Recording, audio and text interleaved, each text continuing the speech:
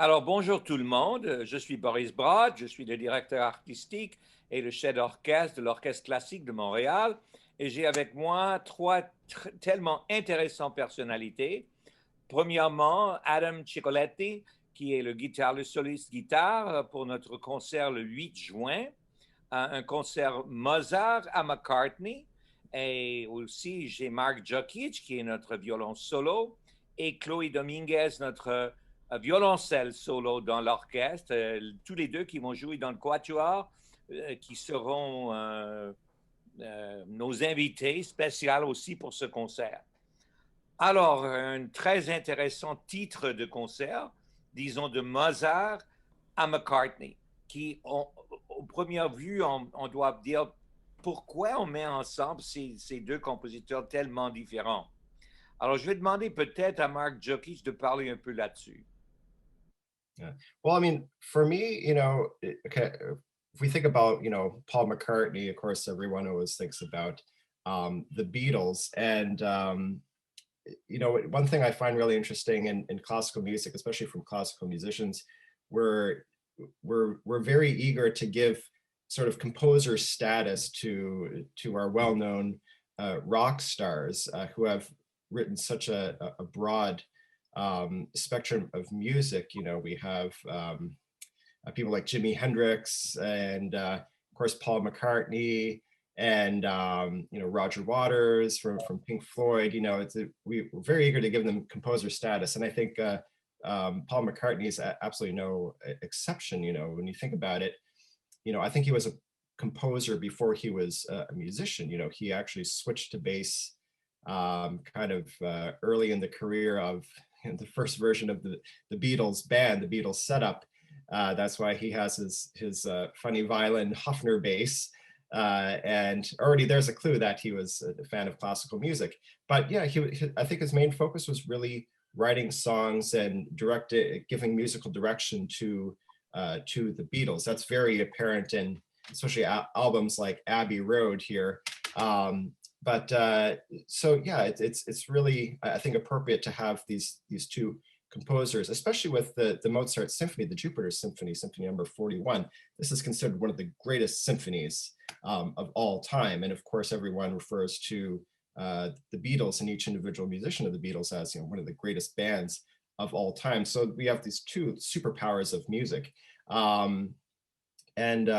me, listening to the Beatles, if I want to listen to like a band like say Soundgarden, I put on my Soundgarden. If I want rock and roll, if I want country, that's another thing. When I put on the Beatles or any members of the Beatles, I want to listen to some music. So it's really a broad category of writing, and actually that's apparent in a lot of their albums like Abbey Road. You get this huge mix. So I think it's for that reason that sort of the just all the similarities you can see between Paul McCartney as a composer to classical composers, you could say, as composers. I think that's the perfect kind of mixing element of all of this. That's at least what I get from it. Well, from my perspective, I think that they were both great melodists. Mozart had a capacity to write melody right from the start. On voit dans ses compositions, si on voit l'écriture, il a changé presque rien. Si on le compare avec Beethoven, il y a toutes sortes de différents changements et les éditeurs ont eu beaucoup de misère vraiment de déchiffrer qu'est-ce qu'ils voulaient dire par cette écriture. Il y a toute une correspondance avec Beethoven entre ses publicateurs et lui, ses éditeurs et lui, parce que lui, il n'avait pas de patience avec les éditeurs. Disons, tu ne comprends pas, c'est un ré bémol, ce n'est pas un ré bécard ou quoi que ce soit. Mais avec Mozart, c'est net, au commencement à la fin, c'est net et les mélodies sont venues de lui, je ne sais pas, dans une manière divine, disons. And I think it's also true of McCartney. McCartney had a great ability to write tunes. And today, a lot of our rock musicians, I find, don't write tunes. It's one of the great things I have. I love rock music, but I find that what's frustrating for me is that you can't find any melody. It's a lot of noise, a lot of sound effects, and very little key change and no melody. But McCartney, you certainly had a lot of melody. Chloé, what do you think about this? I think you're absolutely right. And I think one of the great things about those two composers being put together is,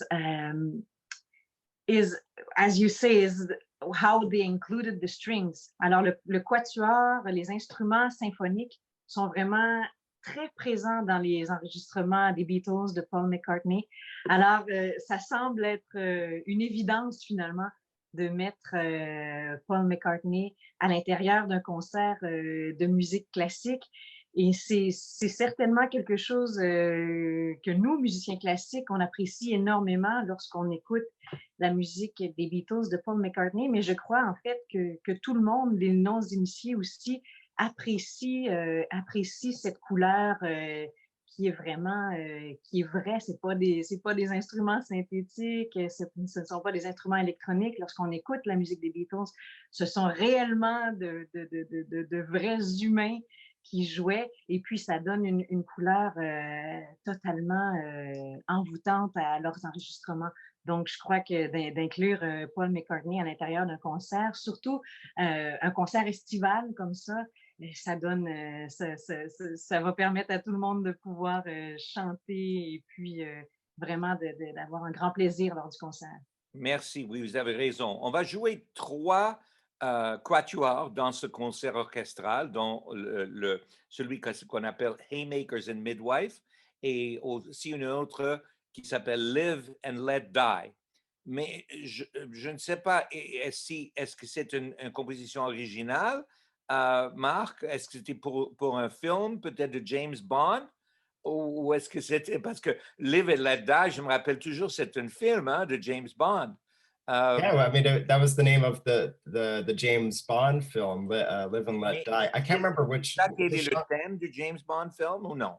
Yeah, I think it was the first rock song that was actually used as the James Bond. And then there's Songs for Linda. Et les chansons pour Linda, c'était une espèce de tribute à Linda McCartney, non? Mm-hmm. Well, the version we're doing is a string quartet versions of these songs, so there's no lyrics or singer performing with us. And these string quartet arrangements were actually done for her memorial, because she had passed on a while ago. And so yeah, these were arranged for that particular occasion. So and again, this really shows McCartney as a composer, and again, an admirer of all instruments, you could say, especially string instruments. So I think that really reflects Live and Let Die later on in his career for the James Bond film. Really, again, also shows his ability to include orchestra and strings. In that particular arrangement, he collaborated with George Martin, an English record producer, arranger, composer, for the orchestral arrangement of this particular song. And of course, from a lot of rock bands and rock musicians, there's no shortage of orchestral content on a lot of songs. And I think this is just a perfect example of something that's kind of set the theme. I always actually like to think of just a lot of bands really taking inspiration from the string content of Live and Let Die, especially a band I'm a big fan of, Alice in Chains. They have a song called I Stay Away, and I find that it really fits the format of Live and Let Die. They've never said in any interviews if they've taken inspiration from this, but it's a perfect format, because Live and Let Die has kind of starts off on a positive note, and then gets kind of like rough and grungy, and I get the same vibe from I Stay Away. So it's amazing the kind of influence McCartney had probably with this one song, Live and Let Die. Dans mes recherches pour ce programme, pour ce forum, j'ai trouvé Monsieur McCartney lui-même décrivant un peu de ses influences comme compositeur. The thing about writing orchestral music for me is I'm lucky, because I don't really know much classical music at all.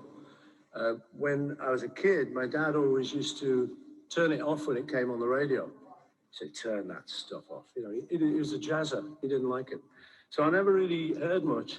I used to listen to Bach when we were in the Beatles. That was probably our favorite composer then. More recently, I listened to Monteverdi a bit. I didn't actually listen to anyone when I was making this piece, except to see what I shouldn't do, because they'd done it already. I listened to Beethoven just to see what he did. And I'd say my favorites at the moment are, I like Monteverdi because I think there's a lot in common with early Beatle music. They didn't know many chords. I'm quite lucky. It's like a big black hole in there with me. When I sit down, there's like nothing. So in a way, I think that's quite good because I think hopefully then anything I write is possibly more original. You know, there's plenty of examples. I think there's a Bernstein thing in West Side Story. There's a place for us. I hear that's somebody else's melody. I don't know whose. But so in other words, you know, these even great people like Bernstein would nick stuff, sometimes unconsciously. So I think sometimes it's a bit of an advantage to not know that much. Ignorance is bliss, in my case. It's just a question of loving music. I'm very lucky, you know, to be paid for what I love doing. And I've written a lot of stuff in my life. It generally tends to be shortish in form. You know, Hey Jude would be the longest at about 7 minutes as a song. So it's a good challenge to do something different. You know, you might say to a short story writer, why do you bother to write a novel? Because it's there. It's a challenge. And if you love music, it's very interesting. And it's great to work with an orchestra like this. Someone like me, you know, they're all fellow performers. So I kind of feel like I understand them. It's very exciting to work with people with this kind of virtuosity, you know. He is so humble and he says, you know, I don't have any, but yet he was so prodigious in terms of the number of pieces. I think il y a une autre chose que j'aimerais souligner de ce qu'il parlait, parce qu'il parlait que ses compositeurs, c'était pas vraiment un intérêt pour lui-même quand il, avec ses parents, en lui introduire la musique classique. Mais je trouve que ces jours-ci, nos musiciens classiques sont très intéressés dans la musique populaire. C'est quelque chose, des jeunes que je travaille beaucoup avec, ils ont toute la musique classique sur leur iPhone, sur leur iPad, mais ils ont toute une foule de la musique populaire aussi. Adam Cicchillitti, peut-être tu peux nous donner un peu d'indication sur la musique de Piazzolla, au point de vue d'écrire de la musique mélodique et surtout rythmique, et d'une sonorité, d'une espèce d'expression folklorique spécialement, parce qu'ils utilisaient, lui, c'était vraiment de la musique de tango, c'est de la musique d'argentin qui était ses racines. Adam, parlons un peu de ça. Well, I'm definitely going to talk to you guys about, well, make the segue from popular music, because that was popular music and still is in Argentina. And you know, as a guitarist myself, I'll talk to you guys from that perspective, because most of us, I'm not going to speak for everyone that plays the guitar, but definitely in my case, I started from popular music. I started on the electric guitar, and then I moved over to classical as I got older. And I think that's a common kind of path for guitarists. So, yeah, Piazzolla, we're going to be playing this Hommage à Liège. He had an extremely prolific period of guitar writing in the 80s. And it's really interesting to see how, you know, the guitar kind of disappeared in the tango, and it came from this, you know, brothel type of style, and then it eventually moved into the mainstream because of guys like Piazzolla and Carlos Gardel. I don't know if you've heard of him, but someone that gave Piazzolla a big break back in the early 20th century. And yeah, this music that you guys are going to be hearing at the concert with the OCM, this is the first time I'm going to be playing it. It's a really exciting and rhythmic piece. It's got a really crazy introduction, crazy virtuosic introduction at the beginning of guitar, but it's really like this rhythmic driving piece moving forward. Lots of improvisatory figures, and a really conversational piece between the bandoneon, which was Piazzolla's instrument, and the guitar, which was an instrument that Piazzolla had a great affinity for, and he actually played in a duo with. He played in a number. He played in quintet, of course, but he played with this guitarist named Malvicino, and Malvicino talked to Piazzolla about the guitar one day, and apparently he picked it up so quickly, Piazzolla, I'm saying, that he, you know, was able to understand the intricacies of writing for the guitar. I don't know if any of you have ever written for guitar, or any composers out there that have ever tried to write for the guitar, but it's such a notoriously difficult instrument to write for if you don't actually play it. So he apparently got it after the first conversation with Malvicino, and then he just wrote this incredibly prolific amount of guitar music in the 80s. And he was drawing a lot from the popular music of his country, guitar being the national instrument of Argentina to this day. And yeah, I mean, this is the first time for me to play it, so I'm really extremely excited to have the opportunity to do it with you guys. So, of course, Boris, thanks for Parlons un peu de cet instrument qu'on appelle le bandoneon. Qu'est-ce que ça veut dire? Qu'est-ce que c'est? I wouldn't be able to tell you much, but I know it's a button accordion. It's a small accordion. I know that Denis is going to be playing with his leg up on a box, and he's got the accordion on his leg. And there's a lot of these beautiful, fluid, stretchy gestures that he's going to be doing. And it's a great instrument to play in a duo with guitar. Of course, it's a loud instrument, so it's going to be interesting to see how we balance that with the orchestra. And how we're going to have, because obviously we're naturally going to have to amplify the guitar to be able to compete with an instrument that is that loud. And Denis has been playing this piece. I just had a conversation with him earlier this morning, and he's been playing this piece for eons. So it was so nice to have input from somebody who just knows the piece so intimately, talking and kind of mentoring myself on my first exploration into the piece. Nous parlons avec ça parce que je dois connaître de vous les improvisations que vous allez faire, parce que c'est très important. Chloé, what's it like to play this type of music? I mean, music like Piazzolla and the Beatles. You're a classical musician. You've been trained as a classical musician. What do you think about performing this combination of pop and classical music on the same concert? I think it's wonderful. Personally, I love it. I love performing, you know, mixing genres and styles. I think music is only music. So, if you're a good musician... nous parler en français, tu sais. Oui, pardon. Quand vous me posez la question, alors je crois que lorsqu'on est un musicien, on est appelé finalement à aimer tous les genres de musique, tous les styles de musique, et même pour les amateurs de musique. Donc, j'aime beaucoup lorsque dans un même concert, on fait comme ça un amalgame de différents styles. C'est vrai, par contre, que pour nous, pour les musiciens classiques, c'est différent. On doit vraiment se mettre dans une nouvelle perspective de jeu. Alors, de manière typique, un musicien classique va jouer de manière, disons, plus carrée. Les rythmes vont être, plus carrés, un peu comme à la Mozart, très, très parfait, alors que souvent, il faut qu'on apprenne à to be more loose pour parler un bon français. Alors, d'arrondir un peu les rythmes, d'arrondir le feeling.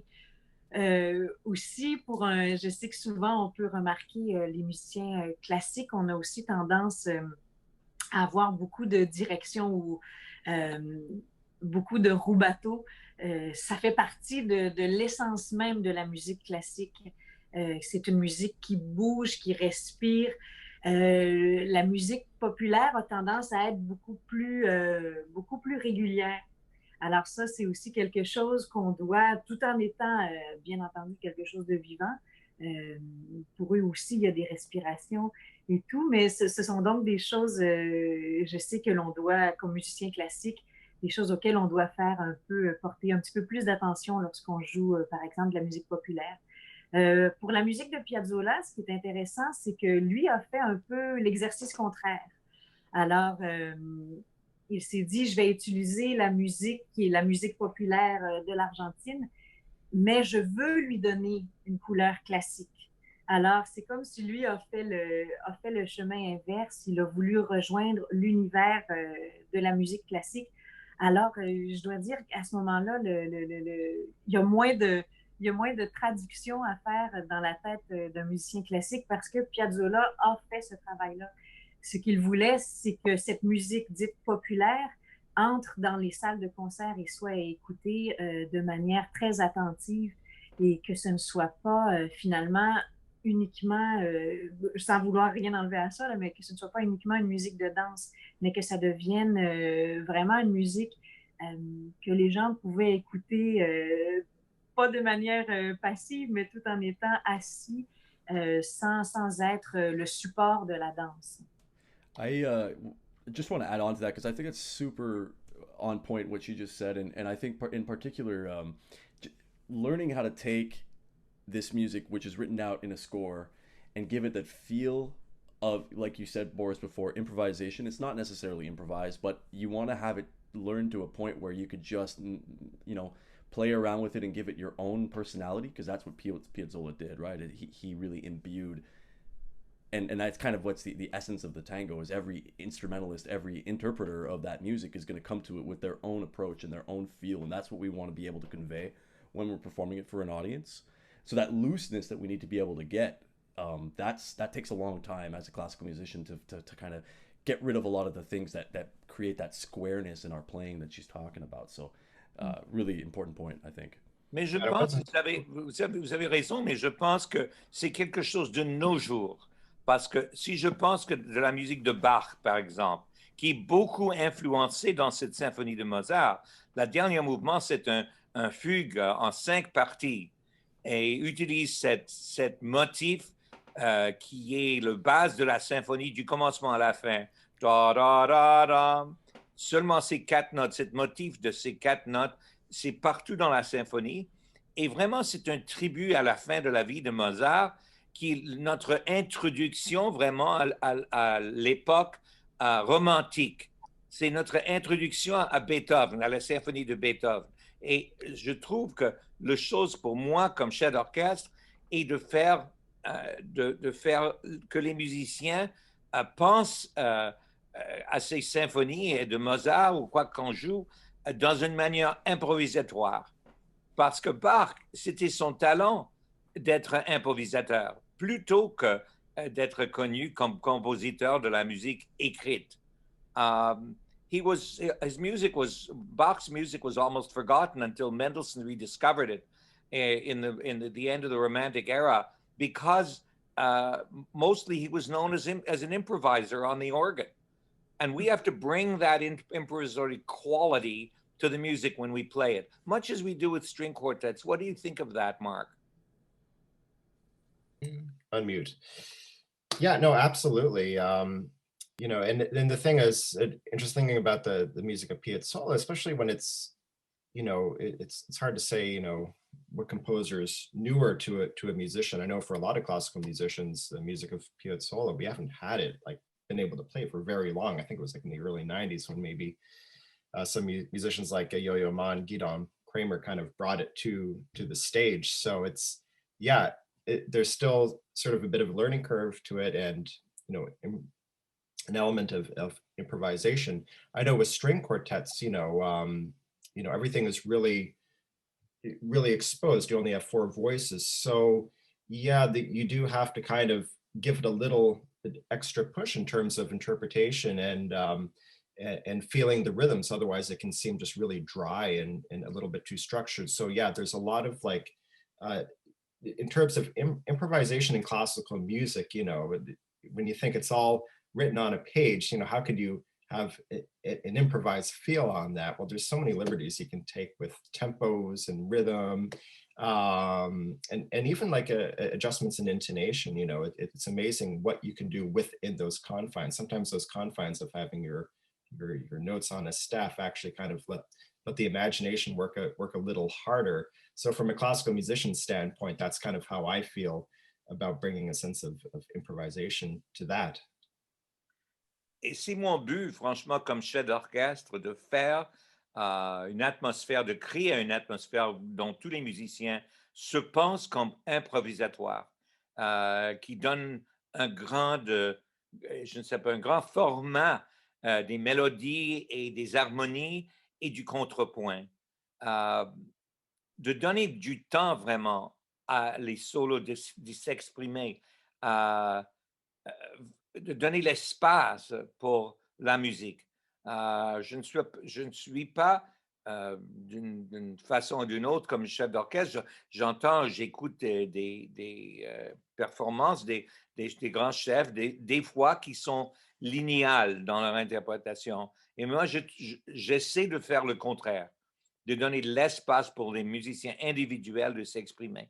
Et pour ça, je trouve que cette combinaison des musiques populaires et des musiques classiques sont vraiment quelque chose pour celui qui écoute, qui vient à nos concerts et nos publics, vraiment de faire cet entretien entre la musique populaire et la musique classique.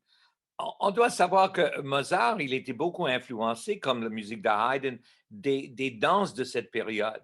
Des danses formelles, certainement, parce que son public, c'était des personnes riches. Euh, et des fois, il faut dire que, spécialement dans des opéras, il y a une raison pour laquelle les salles d'opéra étaient construites avec tous ces loges, dont il y avait des rideaux pour fermer. Je ne sais pas ce qui se passait derrière ces rideaux quand on jouait les opéras, mais je pense que maybe he was in the case of, he was looking ahead to our COVID period where we have to have people separated in little family blogs. I mean, if we had opera houses like that today, the opera houses in Europe certainly are using that these days because you can have your family bubbles in each of those boxes. But music was entertainment, and that's what we have to look at today, that we have to try to entertain our audiences, and that's one of the things that we're eager to do. Je trouve que McCartney, il était vraiment tellement, il avait tellement de talent musical. One thinks of the Beatles and one thinks of the various organizations, because he was also made a solo career after Lennon died. That for about 10 years, they were afraid to tour because of the security. But then he started a group called Wings, which also had various different members and people who were coming in and out of that. But I mean, he's still alive today. He's close to my age, and yet, you know, so active as a person. And we are very much looking forward at l'Orchestre Classique, parce qu'on avait programmé l'Oratoire Liverpool pour cette année-ci. Évidemment, c'était impossible vraiment de lui faire venir de l'Angleterre. Il devait venir. Et nous avons dans le tête vraiment de lui faire venir peut-être à la fin du saison prochaine. Les détails ne sont pas fixes encore, mais c'est quelque chose vraiment de peut-être to look forward to as we're looking at the programming of l'Orchestre Classique. Et j'encourage tous les gens vraiment de devenir de s'abonner à nos concerts parce qu'il y a toujours des surprises. Et je trouve que c'est quelque chose indicatif de nos programmes, de notre programmation. Ce n'est pas quelque chose formulaïque qu'on fait. C'est toujours de faire comme moi, mon défi comme directeur artistique, c'est de mettre ensemble et de mettre en vedette des compositeurs et des compositions intéressantes et des combinaisons de musique intéressantes. Je pense peut-être, j'ai eu l'idée, does anyone else, but before we finish, because I have something else I wanted to play you to end our forum today, does anyone else have any comments that they'd like to make, particularly about this program that the audience is going to see on the 8th of June at 7:30, le 8 juin à 7h30? On a un public invité. C'est un public select. On n'a pas tout le droit encore d'avoir une salle comble.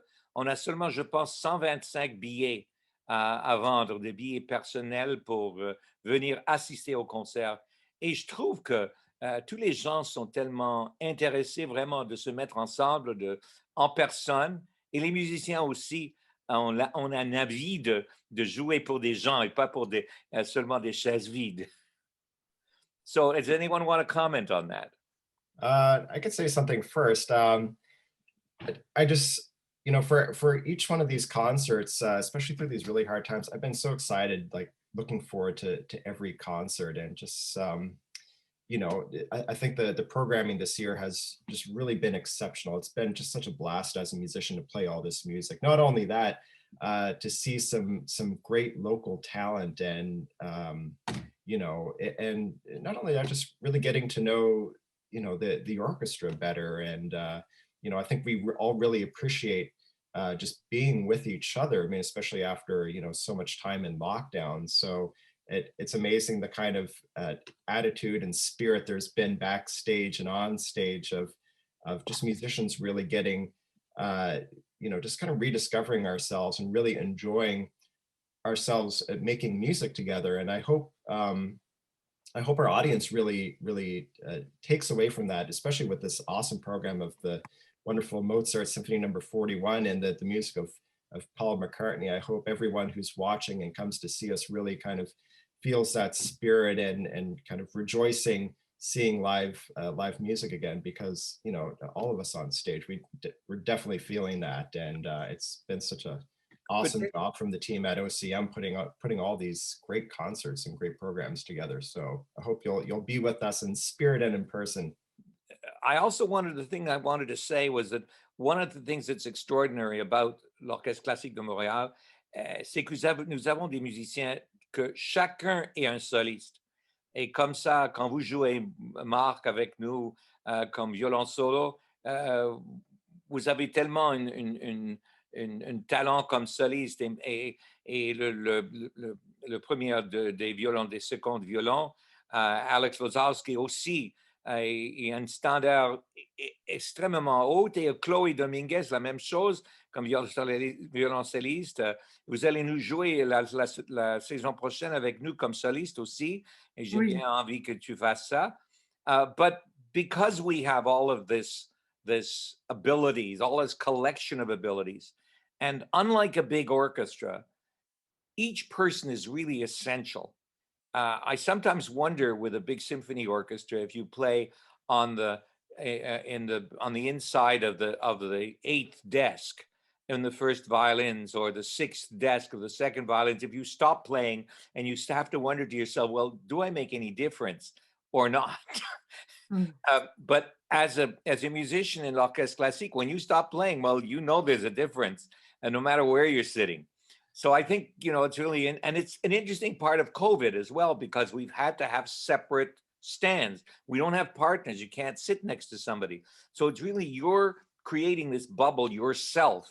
And even though it's maybe more difficult to hear each other, you can hear yourself better, and have to make that extra effort to hear your stand partner or the violin section across the stage by 40 feet than what you're used to. Alors maintenant, peut-être c'est un bon moment d'écouter quelque chose que j'ai trouvé sur l'Internet, une composition orchestrée par Carol Davis, une composition de Paul McCartney, d'une manière tout à fait classique, romantique, et ça s'appelle Standing Stone. Et on va écouter la fin de cette composition. Il y a une connexion personnelle parce que le chef d'orchestre, Lawrence Foster, était un grand ami. Il est un grand ami de moi, et nous vivons ensemble comme étudiants à Londres.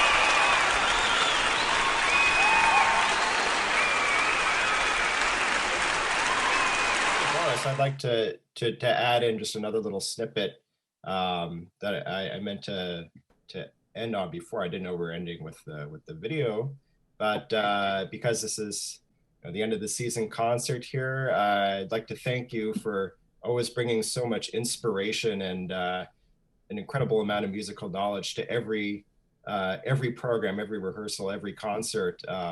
Every program we've done has been not only an inspiration, but a learning experience as you bring to us your incredible knowledge of music and experience over a fantastic career. So thanks again for just another great year of music making. Marc, wow, what can I say? Chloé, you want to say something too? Yes, oui, j'aimerais beaucoup. Je partage absolument tout ce que Marc vient de dire. C'est un réel privilège de travailler avec vous et puis de profiter de votre expérience, mais aussi de votre générosité, de votre écoute, comme ce que vous disiez tout à l'heure. Vous êtes vraiment à l'écoute des musiciens. On sent qu'il y a un réel partage entre vous et l'Orchestre classique de Montréal. Et je voulais profiter aussi de remercier vraiment toute l'équipe de l'Orchestre classique de Montréal, Taras Kulish, notre directeur général, le conseil d'administration, tous les donateurs, parce que tout le monde le sait, ça a été une année vraiment exceptionnelle pour tous. Mais l'Orchestre classique de Montréal a tenu tous ses concerts. Aucun concert n'a été annulé. Et je crois que les ensembles qui ont réussi à faire cela, il n'y en a pas beaucoup dans les conditions qu'on a eues. Tous les concerts ont été faits dans les règles de distanciation.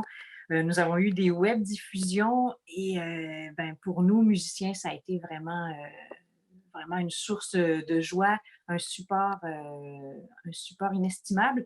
Et puis, on a tellement hâte maintenant de se préparer à sortir enfin de ce confinement et pouvoir rencontrer le public en personne. Ça viendra bientôt, on l'espère, mais on est prêt et on a tellement hâte de revoir tout le public et de pouvoir partager notre amour de la musique avec vous tous.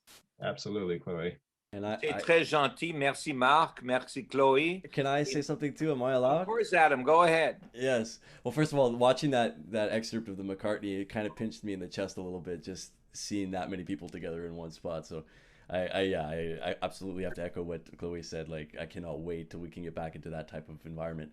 But Boris, I just wanted to thank you really quickly for the fact that you've invited not one but two guitarists into your program this year, and in my case, playing a piece that's maybe perhaps lesser known in the guitar orchestral repertoire. Guitarists, everybody knows Aranjuez, and that's it. That's basically it. So having an opportunity to play something like this, the first time for me, is really it's really exciting, and especially since Piazzolla was such a prolific guitar composer, it's important that we get to know this piece more. So thank you so much. Merci tout le monde. Et j'aimerais aussi dire un grand merci au public qui écoute ce forum et qui vient écouter nos concerts. Et nous espérons d'être ensemble très bientôt. Alors, à ce concert, notre dernier de la saison, le 8 juin à 7h30, venez être avec nous. Alors, à bientôt à tous et merci. Merci, bye bye. Au revoir.